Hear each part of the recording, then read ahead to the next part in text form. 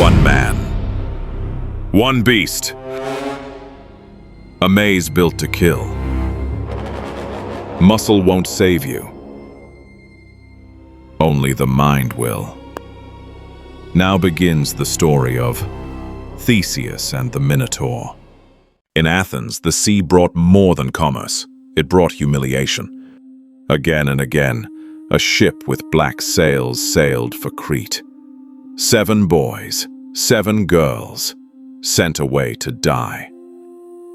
Not prisoners, offerings, meat for a monster no one had ever seen and everyone feared was worse than nightmare. The tribute wasn't random, it was a debt, a punishment for mortal pride.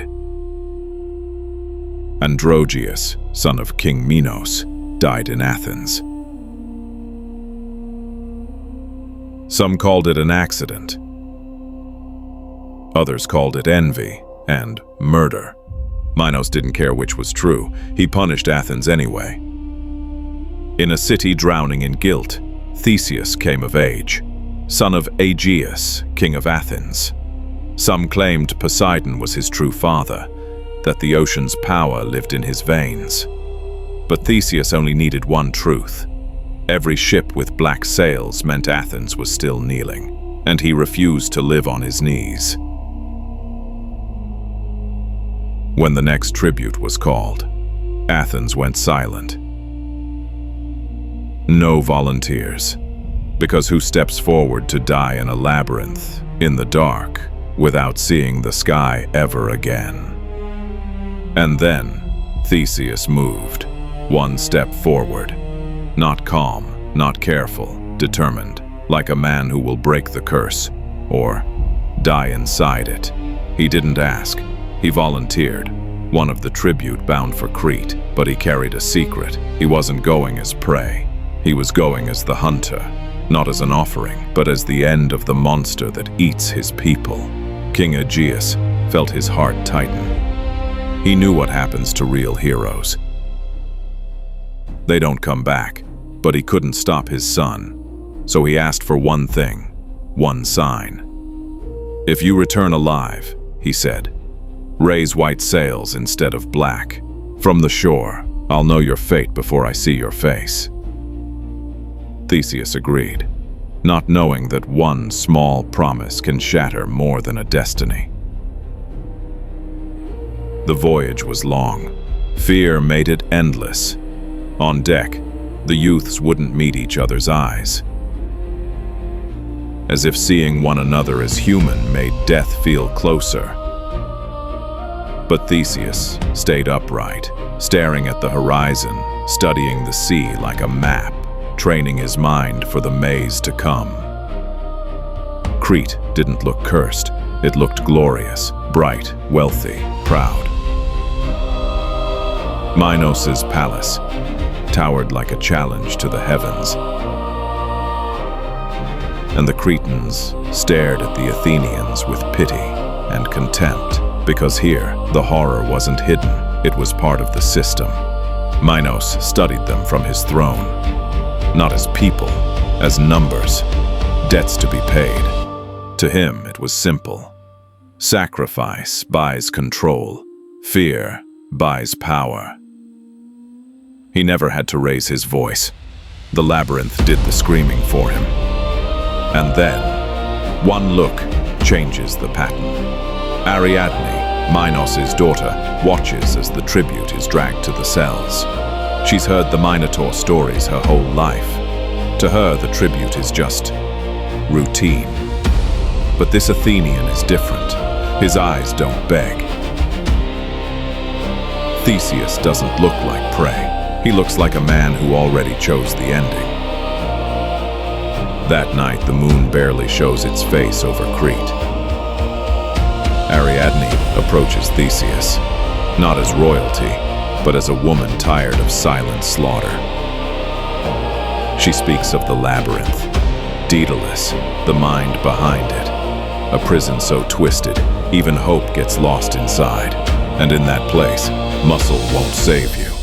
Only cunning will. She gives him 2 gifts, a blade and a thread. Theseus stares at the spool. Then he understands. Strength kills the monster. But only the mind gets you out. He ties the thread at the labyrinth's entrance and clutches it like gold. Because the real weapon is the one no one notices. Now it begins. The labyrinth's doors split open. Ancient stone, grinding like a warning. Rotten, wet air spills out. Rock, darkness, and something worse. The stink of a beast and years of hunger sealed inside. Theseus enters. The others follow. Footsteps, then echoes, then more echoes, as if the labyrinth is answering them.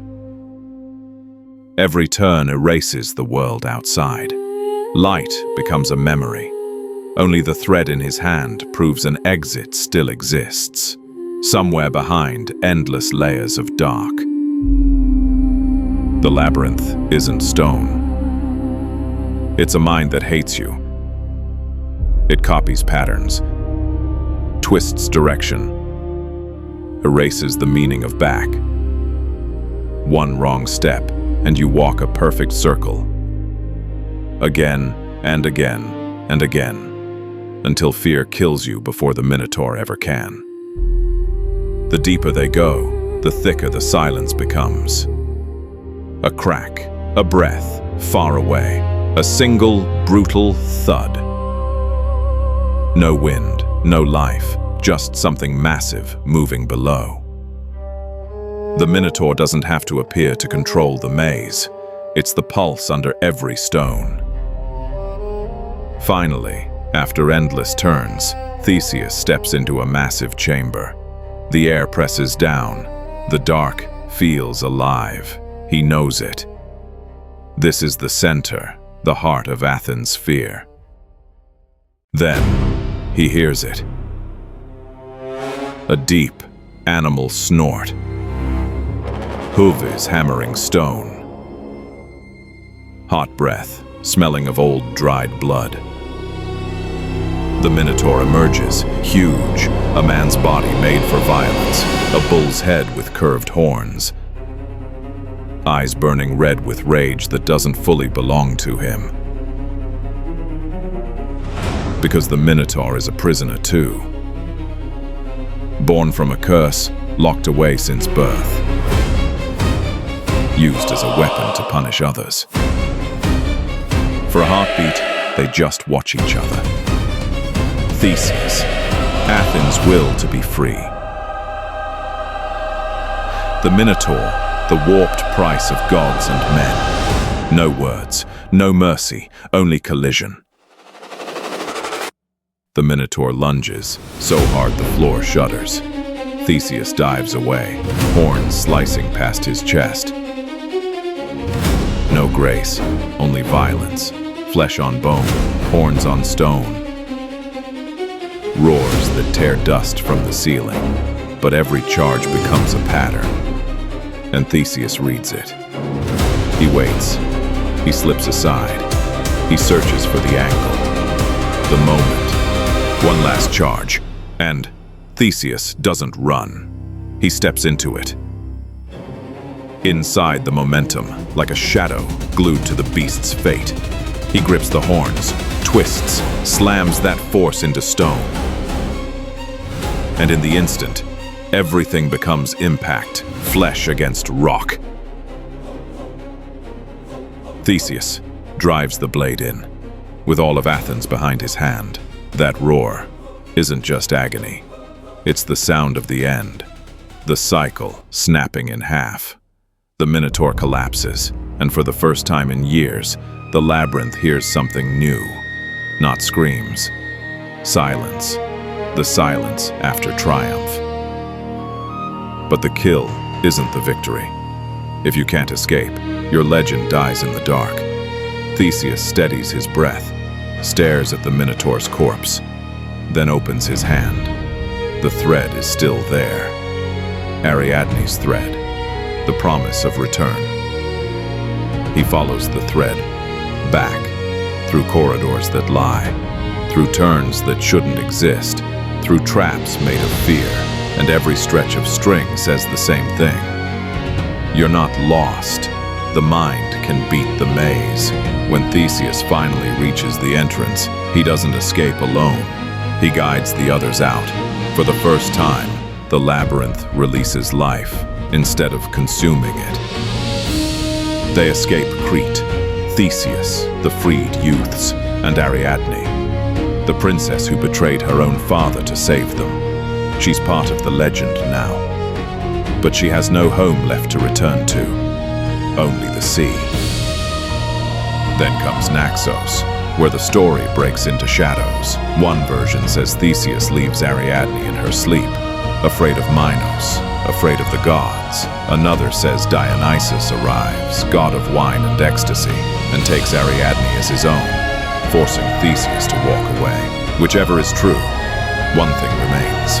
Theseus departs. Ariadne stays behind, claimed by another legend, another eternity. They sail for Athens. The monster is dead. The tribute is broken.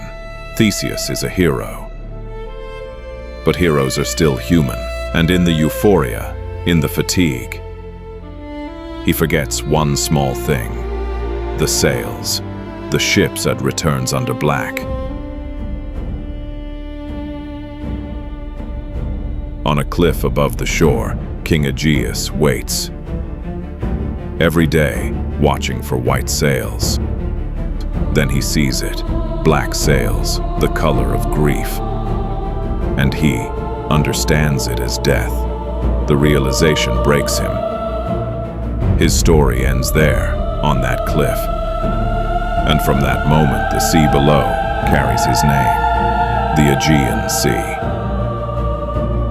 When Theseus arrives and discovers the truth, the triumph turns bitter. He defeated the monster in the labyrinth, but he couldn't defeat the monster inside his father.